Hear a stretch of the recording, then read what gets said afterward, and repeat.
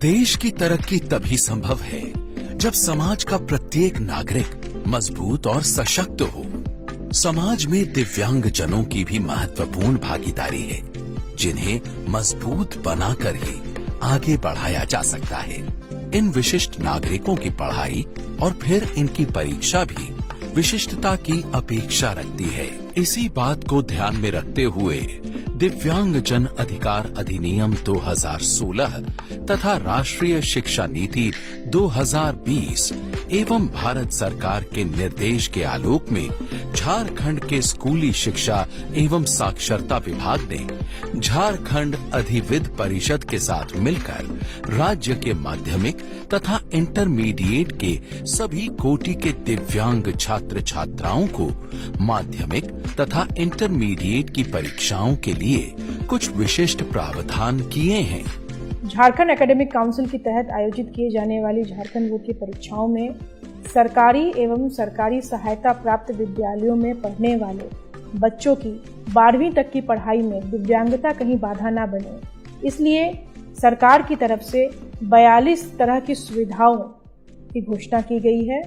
हमारे परीक्षा केंद्रों में दिव्यांग बच्चों की सहूलियत को देखते हुए खास प्रकार के फर्नीचर, सहायक उपकरण, उनके लिए रीडर की व्यवस्था, स्क्राइब की व्यवस्था की गई है। या बच्चों को परीक्षा शुल्क देने की आवश्यकता नहीं है। निश्चित रूप से दिव्यांग जनों को आगे बढ़ाने के लिए पंजीयन या परीक्षा शुल्क देय नहीं होगा। साथ ही परीक्षा में शामिल होने के लिए उम्र सीमा की भी बाध्यता नहीं होगी। ऐसे बच्चों को यदि श्रुति लेखक, पाठक या प्रयोगशाला सहायक की आवश्यकता होगी तो उन्हें प्रति घंटा पर 20 मिनट का प्रतिपूरक समय मिलेगा तथा परीक्षा छूटने या अनुत्तीर्ण होने पर संपूरक परीक्षा में बैठने की अनुमति दी जाएगी। नेत्रहीन तथा अल्पबाधित दृष्टि वाले बच्चों को आवश्यकता अनुसार मैग्नीफाइंग ग्लास, चश्मा, हेडफोन, टेक्सटाइल ज्योमेट्रिक बॉक्स जैसे सहायक उपकरण का उपयोग करने की अनुमति होगी। साथ ही शिक्षा विभाग के द्वारा ब्रेल तथा प्रिंट में बड़े अक्षरों में मुद्रित प्रश्न, वैकल्पिक प्रश्न, द्विभाषिक प्रश्न पढ़ने हेतु पाठक जैसी सुविधाएं भी उपलब्ध कराई जाएंगी। प्रश्नों के साथ साथ उन्हें उत्तर देने में कठिनाई न हो, इसके लिए श्रुति लेखक की व्यवस्था की गई है। मैं 2020 में मैट्रिक की परीक्षा ली थी।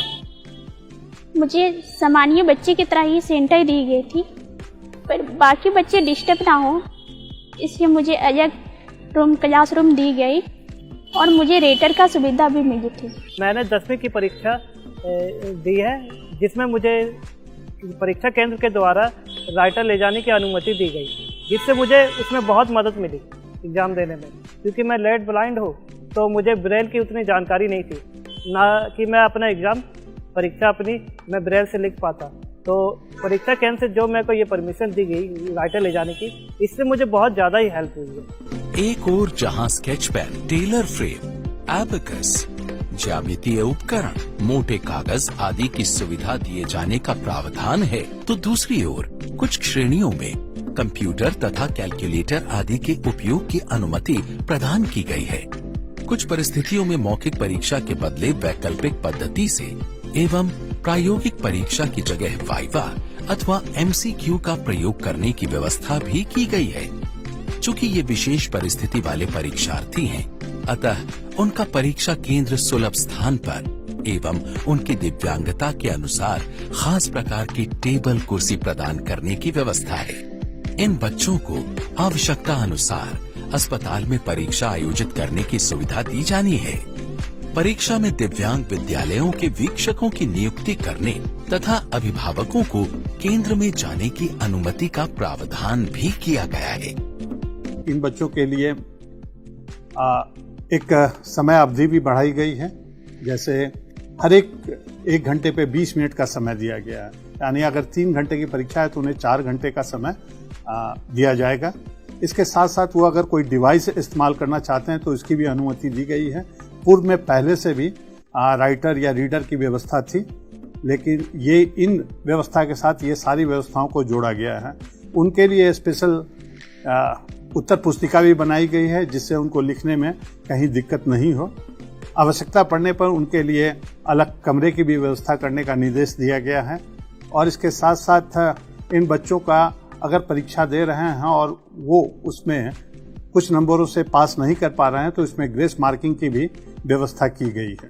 कहना नहीं होगा कि दिव्यांग परीक्षार्थियों के लिए भारत सरकार की नीतियों को धरातल पर उतारने के लिए विभाग अधिक संजीदगी के साथ आगे बढ़ रहा है। मेरी आपसे यही अपील है कि इन बच्चों को ज़्यादा से ज़्यादा चिन्हित करें और बच्चे 12वीं तक की पढ़ाई पूरी करें। इसकी हम सभी लोगों की सामूहिक जिम्मेदारी है, हम सभी लोग सामूहिक प्रयास करें। सहजता से शिक्षा वो करेंगे पूरी, दिव्यांगता अब न बनेगी मजबूरी।